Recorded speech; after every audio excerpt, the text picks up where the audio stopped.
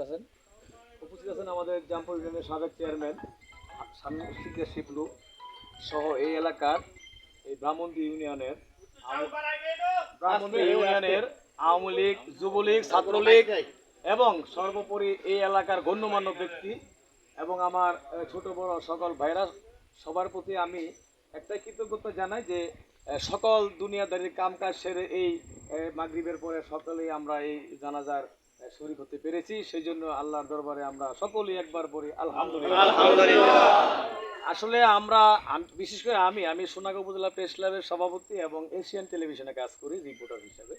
তো যেহেতু ঘটনাটা ঘটেছে আমার সোনারগাঁয়ের এরিয়াতে, আমি তাৎক্ষণিক খবর পেয়ে ওই এলাকার যারা আছে ওদের সাথে কথা বলে, প্রশাসনের সাথে কথা বলে আমি আমার সাধ্যমতো চেষ্টা করেছি নিউজটাকে সঠিক তথ্য উপাত্ত উদ্ঘাটন করে নিউজটা করার জন্য।